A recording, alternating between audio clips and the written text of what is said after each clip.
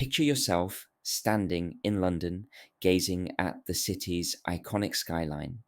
Among the towers of glass and steel, you spot the Gherkin, the Cheesegrater, and the walkie-talkie.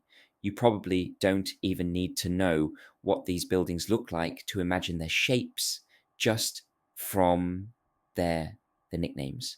What's fascinating is that these names didn't start as compliments. The Gherkin's rounded shape earned it the moniker, but not without a few laughs. The Cheesegrater, with its distinctive facade, became a punchline long before it became a landmark. And the walkie talkie, its bulky, top heavy design, was a magnet for criticism. Even the tallest of them all, the Shard, got its name from a cutting critique. When it was proposed, a heritage group protested, calling it a shard of glass through the heart of historic London. That phrase stuck, not as an insult, but as its identity.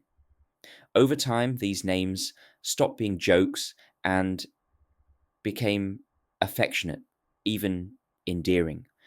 They've made their mark both on the skyline and in the minds of anyone who's heard of them. But why do nicknames hold such power? Why do we latch onto them? The answer is surprisingly simple. They're easy to remember and easy to connect with. Think about it.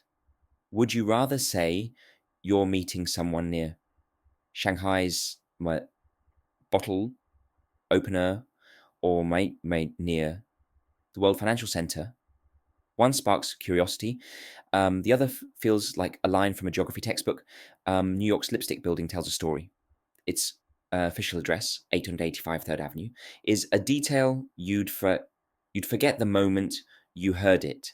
This love for nicknames isn't confined to architecture. It extends to brands too. British drivers talk about their Beamers, while Americans prefer Bimmers when referring to their BMWs.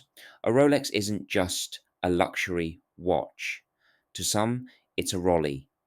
Even Target, the mass market retailer, becomes Tarjay when people add a tongue-in-cheek flair of sophistication. These nicknames feel warm, personal, and playful, making these brands seem more relatable. But here's the thing. Nicknames need to feel authentic. When they come from the people, they carry a charm that's impossible to fake. In one study, researchers tested the impact of using a nickname in an online review. When McDonald's was referred to as Mickey D's in the review, people found it more credible. They were more likely to trust the review, share it, and even buy the product being talked about. But when brands try to adopt these nicknames themselves, imagine Walmart calling itself Wally World in its own marketing, the magic fades. It feels forced, like someone trying too hard to be part of the group. Think about someone introducing themselves and insisting, call me cool guy. It just doesn't work. This same dynamic plays out in workplaces. Nicknames can be bonding, but they can also backfire. In some environments, like Australian construction sites, nicknames are a rite of passage.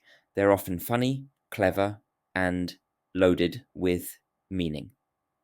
A deck chair, for instance, folds under pressure. A wheelbarrow only works when pushed.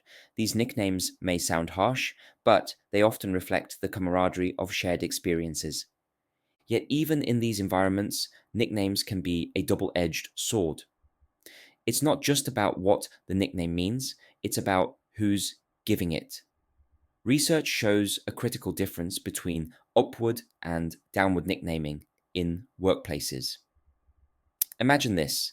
An employee nicknames their boss Panda because the boss always wears black and white. Most people would see this as harmless, even funny. It might make the boss seem approachable and add to a sense of community. Now flip the script. What if the boss nicknamed an employee Panda for the same reason? Suddenly, it doesn't feel so lighthearted. It feels like a jab, a reminder of the power imbalance. The nickname, which might have been endearing when given to the boss, becomes a source of discomfort when it's directed downward. Employees might feel less safe, less valued, and less inclined to trust their leader. The same nickname, given in the opposite direction, carries a completely different weight. So, what's the takeaway here? For leaders, it's a lesson in restraint. Nicknames are powerful, but they're also delicate. When they emerge naturally from peers, from the people, they carry a kind of magic. They build bonds and create shared meaning. But when they're forced, whether by a brand trying to sound cool or a boss trying to fit in, they can do more harm than good. And it's not just about avoiding nicknames that hurt, it's also about leaving room for others to create them. Think back to London's skyline. The Shard didn't get its name from a marketing campaign. It got it from the people who saw it, responded to it, and gave it meaning. The same goes for brands like McDonald's and Target, and the same should go for workplaces. So, whether you're leading a team, managing a brand, or even designing the next great skyscraper, let nicknames happen naturally.